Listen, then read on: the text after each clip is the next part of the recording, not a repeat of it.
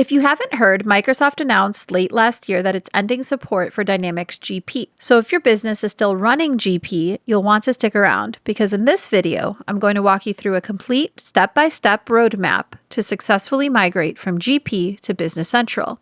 We'll cover everything from key considerations before the move, how to handle data migration, and the critical mistakes to avoid, so you can transition smoothly with minimal disruption. Before we dive into the roadmap, you might be wondering if you even need to migrate right now. Yeah, Microsoft announced it's ending support, but that's way in the future in 2029. Heck, we'll probably have flying cars by then. So why start on this now? First, as I'm sure most of you have experienced, migrations aren't just flipping a switch and then everything's good to go. It's a multi-step process that takes time, loads of planning, and tons of testing. And that doesn't even include having to manage team expectations, drama, and user adoption. And sure, while GP still technically works, you're running on borrowed time. The longer you wait, the harder and more expensive it's going to get to migrate, especially if you wait until the last minute when every other GP user that waited is trying to migrate as well. I think anybody who shopped on Christmas Eve understands that. By starting now, you get to control the timeline. You get to migrate on your terms without rushing decisions or unexpected downtime.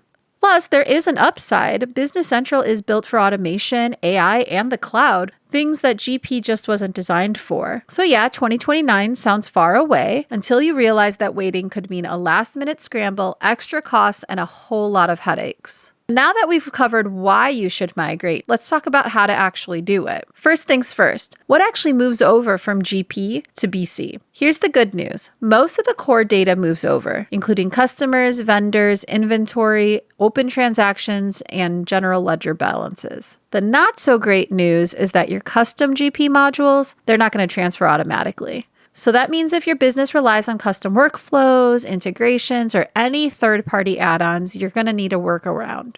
Now, it's a little murkier when it comes to historical data.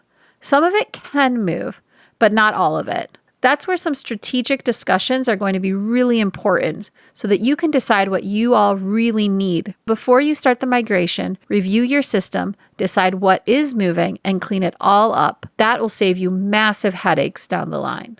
So now that you know what's moving over, let's talk about how to actually get it from GP to Business Central. There are two ways to do this. If you're on GP 2015 or later, you're in luck. Microsoft has already created some built-in tools that will help you with the migration. Now, if you're on an older version of GP, things get a little bit trickier. You're just going to need to upgrade to a newer version of GP before you can start the migration process. All right, I know I already touched on this, but I really want to make sure that we cover it in detail. You must clean up your data before you migrate to Business Central. Start with customers and vendors. Go through your records, clean up any duplicates, and remove anything that's outdated. Review your old transactions and be ruthless. If you don't need them, don't bring them. You wouldn't move an old couch you no longer use to your brand new house, so why move years and years of unnecessary data? Pay particular attention to chart of accounts, since GP uses segments and Business Central uses dimensions. You're going to need to map them to ensure they work correctly.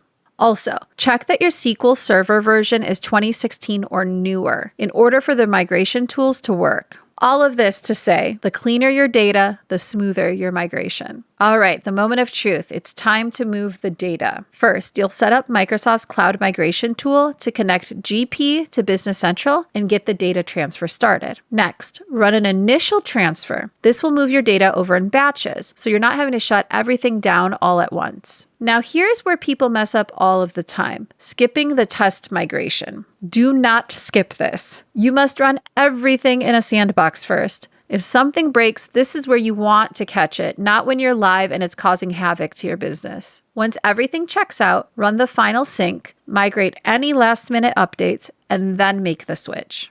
And that's it.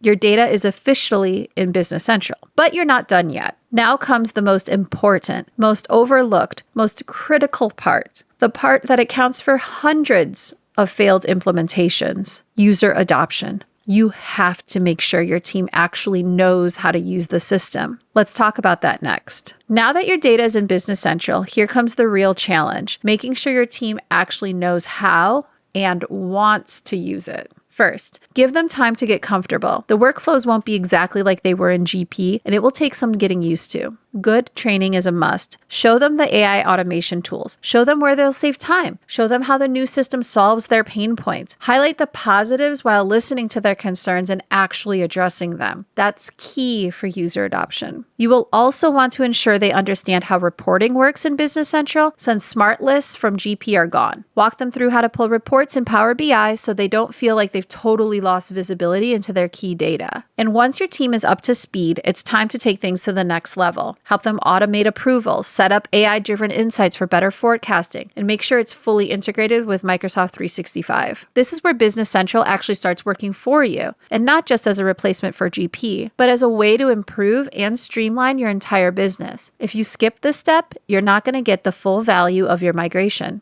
There are a few big mistakes that can completely derail your migration, and trust me, you don't want to make them. Skipping the test migration.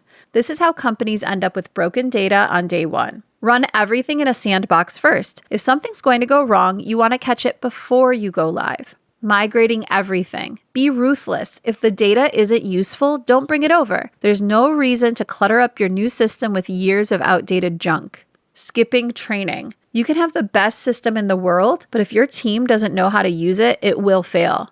Invest in proper training and make sure everyone's on board. Avoid these and you'll save yourself a world of frustration. And that's it, your complete roadmap for moving from GP to Business Central. If you're still on GP, don't wait until the last minute. Start planning now. Use Microsoft's migration tools, clean up your data, and get your team on board. Because the sooner you start, the smoother the transition will be. If this helped, hit like, subscribe, and let us know in the comments. What's your biggest migration challenge? See you in the next one.